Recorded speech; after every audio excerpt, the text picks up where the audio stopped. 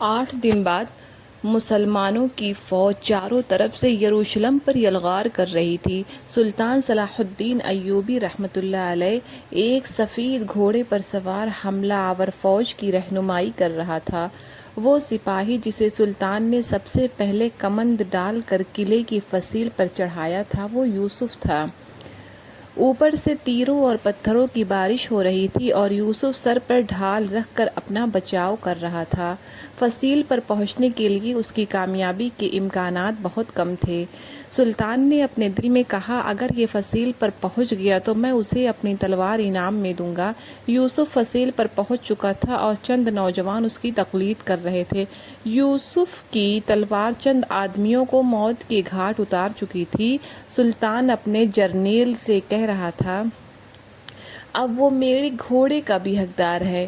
چند مجاہد فصیل پر چڑھ کر یوسف پر عقب سے حملہ کرنے والے پہرے داروں کو روک رہے تھے اور یوسف اپنے پے در پے حملوں سے 6-7 سپاہیوں کے پاؤں اکھاڑ چکا تھا۔ صلاح الدین ایوبی رحمۃ اللہ علیہ جوش مسرت میں کہہ رہا تھا، نوجوان، میں تمہیں ہر اول دستے کا سالار اعلیٰ بناتا ہوں۔ تھوڑی دیر کے لیے سلطان کی توجہ کسی اور محاذ پر مبذول ہو گئی۔ جب دوبارہ اس نے فصیل کے اس حصے کی طرف دیکھا تو اس کے سپاہی اس مقام پر قبضہ جما چکے تھے، لیکن یوسف وہاں نہ تھا۔ اس نے اپنے ہم رکاب سے پوچھا، یوسف کہاں ہے؟ اس نے دروازے کے سب سے اونچے برج کی طرف اشارہ کرتے ہوئے جواب دیا، دیکھیے یوسف بہت خطرناک مقام پر لڑ رہا ہے۔ سلطان نے اوپر نگاہ کی۔ یوسف کی تلوار بیک وقت 3 تلواروں سے ٹکرا رہی تھی۔ سلطان کے 2 سپاہی اس کی مدد کے لیے پہنچ چکے تھے۔ یوسف کی تلوار ایک ضرب سے نشان صلیب سرنگوں ہو چکا تھا۔ سلطان نے آنکھوں میں خوشی کے آنسو بھرتے ہوئے کہا، تم میرے بیٹے ہو، میں تمہیں اس شہر کا والی مقرر کرتا ہوں۔ لیکن یوسف کے ہاتھ سے تلوار گر چکی تھی اور ایک نوجوان اسے سہارا دینے کی کوشش کر رہا تھا۔ سلطان نے اسے پہچان لیا، یہ احمد بن حسن تھا۔ سلطان کے سپاہی اندر داخل ہو کر قلعے کا دروازہ کھول چکے تھے۔ دشمن ہتھیار ڈال چکا تھا۔ سلطان گھوڑا بھگاتا ہوا قلعے کے اندر داخل ہوا۔ گھوڑوں سے اتر کر اپنے فوج کے چند افسروں کے ساتھ جلدی سے برج پر چڑھا۔ یوسف کے جسم پر زخموں کے کئی نشان تھے۔ احمد اسے اپنی چھاگل سے پانی پلا رہا تھا۔ سلطان فرش پر گھٹنے ٹیک کر اس کے قریب بیٹھ گیا، اس کی زرہ کھلوا کر اس کے زخم دیکھے اور اس کی نبض پر ہاتھ رکھ کر مغموم لہجے میں کہا، بیٹا، میں تمہیں اس شہر کا والی بنا چکا ہوں۔ شاید تمہارا عہد حکومت بہت مختصر ہے۔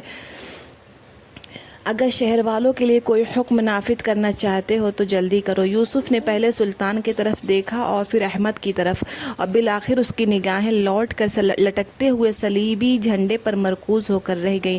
احمد بن حسن نے کہا، میں اس شہر کے حاکم کی خواہش ہے کہ وہ فتح کا جھنڈا اپنے ہاتھ سے نصب کرے۔ سلطان کو ان الفاظ کے ساتھ یوسف کی آنکھوں میں ایک غیر معمولی چمک نظر آئی۔ سلطان نے دوبارہ اس کی نبض دیکھی اور ایک سپاہی کو جھنڈا لانے کا اشارہ کیا۔ ایک افسر نے ٹوٹا ہوا نشان صلیب اتار کر پھینک دیا۔ سلطان صلاح الدین ایوبی رحمۃ اللہ علیہ اور احمد بن حسن یوسف کو سہارا دے کر اٹھایا۔